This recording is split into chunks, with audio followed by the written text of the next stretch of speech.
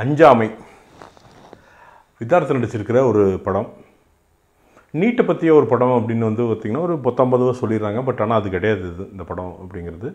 First வித்தார்த்த சொல்லிடணும். வித்தார்த்த வந்து பார்த்திங்கன்னா there will be a point, ஒரு 4-5 வருஷத்தில் ஒரு பாயிண்ட் இருக்கும்.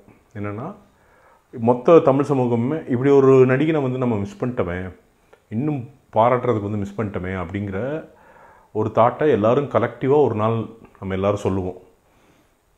அப்படி ஒரு விஷயம் வித்தார்த் பண்ணுவார்.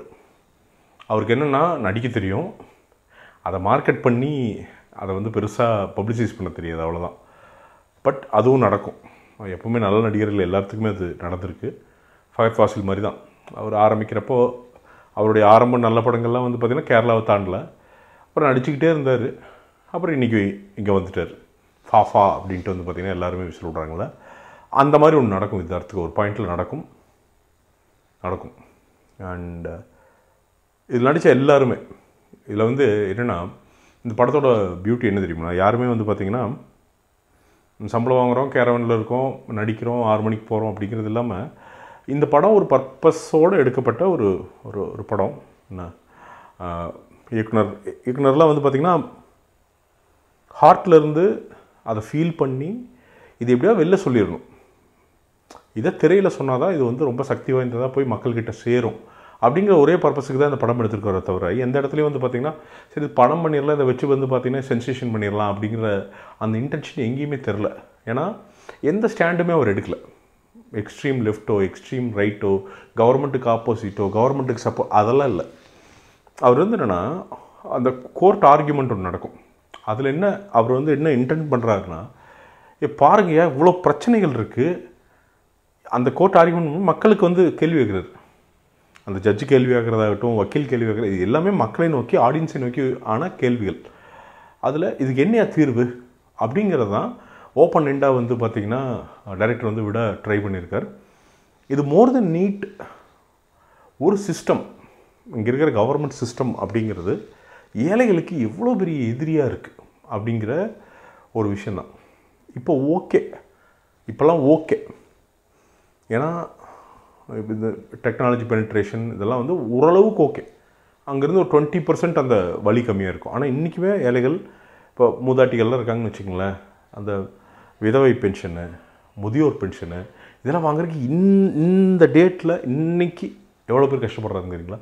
அவ்வளோ ஆளுக்கள் இப்போங்க ஒரு அந்த 1000-2000 ரூபாய்க்கு வந்து பார்த்திங்கன்னா அத்தனை ஃபார்ம் ஃபில் பண்ணி இங்கே வா, இந்த பேங்க்குக்கு வா, இன்றைக்கி வரைக்கும் கஷ்டப்படுறவங்க நிறைய பேர் இருக்காங்க.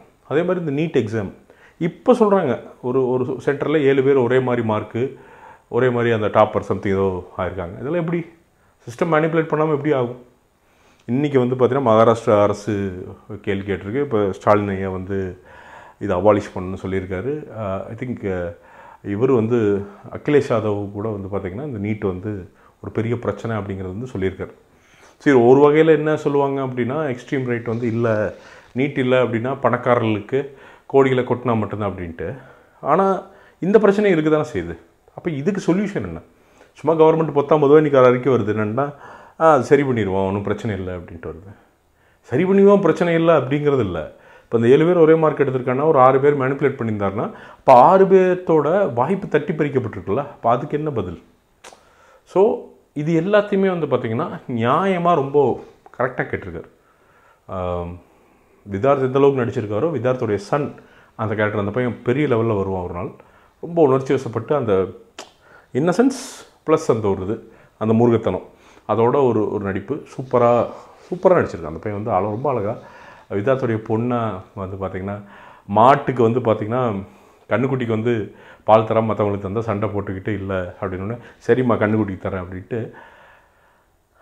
நாம் தவற விடுகிற வாழ்க்கை அதெல்லாம். வித்தார்த்துடைய அந்த குடும்ப வாழ்க்கையை பார்க்குறப்போ வந்து பார்த்திங்கன்னா இது என்னது, கம்முன்னு அங்கே போயிடலாமே அப்படிங்கிற அந்த ஒரு ஆசைப்படுகிற ஒரு வாழ்க்கையாக வந்து அந்த வாழ்க்கையை வந்து காமிச்சிருக்கு. ஏழ்மை தான் இருந்தாலும் அவ்வளோ ஒரு சந்தோஷமான பேசிக் சந்தோஷம் இருக்கிற ஒரு வாழ்க்கை. இந்த சிஸ்டம் மொத்தமாக ரயில்வேஸில் என்ன நடக்குது இதெல்லாமே வந்து பார்த்திங்கன்னா அதை சொல்கிறேன்னா இதெல்லாம் மெசேஜாக சொல்லணும் அப்படிங்கிற சொல்ல டைரக்டர். அவர் என்ன நினச்சிருக்காருன்னா, இதெல்லாம் நடந்திருக்குடா, இது எல்லாமே பாஸ்ட்டில் இவ்வளோ பிரச்சனைகள் நடந்திருக்கு, இங்கிருந்து வந்து நீட் மாணவர்கள் வந்து பார்த்திங்கன்னா ஜெய்ப்பூரில் போய் எக்ஸாம் எழுத வேண்டிய சூழ்நிலை வந்திருக்கு. அங்கே போய் தன்னோட உள்ளாடைகள்லாம் பெண்களை வந்து களைஞ்சு அவங்கள ட்ராமடைஸ் பண்ணி இங்கிருந்து ஜெய்ப்பூர் போய் ஒரு பொண்ணு போகுதுன்னு வச்சுக்கோங்க, அவன் உள்ளாடையை களைஞ்சு அவள் ட்ராமடைஸ் பண்ணி அங்கே போய் ஜெய்ப்பூருங்கிறது புது ஊர், அது செட் ஆகிறக்கே 2 நாள் ஆகும். அப்புறம் மாடி ஏறி போய் அவள் உட்காந்து அந்த பொண்ணோ பையனோ பரிசு எழுதுறாங்கன்னா என்ன மனோநிலையில் அவங்க பரிசு எழுதுவாங்க? இப்போ அந்த பையனும் இப்போ ஒரு பணக்கார பையன் பக்கத்துலேயே அவங்க வீட்டு அந்த அந்த சென்டர் பக்கத்துலேயே இருக்கான், அவன் வந்து சூப்பராக படிச்சுட்டு வந்து அப்படி காலைல வந்து ஜில்லுன்னு எழுதுறான்னா இவங்க 2 பேரும் ஒன்றா, இவங்களுக்கு எப்படி ஒரே ரிசல்ட் வரும்? இதுதான் கேள்வி. அப்போது எப்படி எல்லாத்துக்குமே ஒரு ஒரு ரிசர்வேஷன் ஒன்று கொண்டு வர்றோம், அந்த மாதிரி இதில் என்ன வழி? அதுக்கு இது எல்லாருக்குமே ஃபேராக இருக்கணும். இது வந்து பார்த்திங்கன்னா ஃபார்வர்ட் காஸ்ட், பேக்வேர்ட் காஸ்ட், இல்லை வந்து ஷெட்யூல் காஸ்ட் அப்படிங்கிறதுலாம் இல்லாமல் எல்லாருக்குமே இது வந்து ஃபேராக இருக்குமா அப்படிங்கிறத ரொம்ப சூப்பராக வந்து கேள்வி கேட்டிருக்காரு. அதுவும் செகண்டாக இந்த கோர்ட் ரூம் ட்ராமாலாம் ரொம்ப சூப்பராக பண்ணார் ரஹ்மான். ஐ மீன் ஏஆர் ரஹ்மானுடைய சொந்தக்காரர் நம்ம ரஹ்மான், இந்த லவ் பேர்ட் ரஹ்மான் சூப்பராக நடிச்சிருக்காரு, ஃபேண்டாஸ்டிக்காக நடிச்சிருக்காரு. வக்கீலாக சூப்பராக நடிச்சிருக்காரு. ரொம்ப கிரிப்பிங்காக இருந்தது அவரோட அந்த ஆக்டிங் வந்து ரொம்ப கமாண்டிங்காக இருந்துன்னு சொல்லலாம், கிரிப்பிங்கோட கமாண்டிங் சொல்லலாம். அவ்வளோ வந்து சூப்பராக பண்ணியிருந்தார். நல்ல படங்க, நல்ல படம். அதாவது வந்து ப்ரிட்டன் பண்ணாமல் மனசுலேருந்து எடுக்கப்பட்ட ஒரு படம். பட் என்ன பிரச்சனை, நீங்கள் பார்ப்பீங்களா தெரியலையே. பெரிய படம் வந்தால் தானே பார்ப்பீங்க தேட்டரில். ஓடிடியில் பார்த்துட்டு அதுக்கப்புறம் பயங்கரமாக இருக்குன்னு சொல்லலாம்னு சொல்லுவீங்க. த ஹாட்ஸ்பாட்னு ஒரு படம் வந்துச்சு, அதில் அப்படி தானே சொன்னீங்க. இன்றைக்கி சொல்கிறீங்க அந்த படம் தேட்டரில் வந்துச்சு நல்லா இருக்குன்னு சொன்னேன், யாருமே போய் பார்க்கல. இன்றைக்கி அந்த டைரக்டர் போல இருப்பாவும். இது நல்ல படம், மக்களுக்காக மக்களை நம்பி எடுத்திருக்காங்க.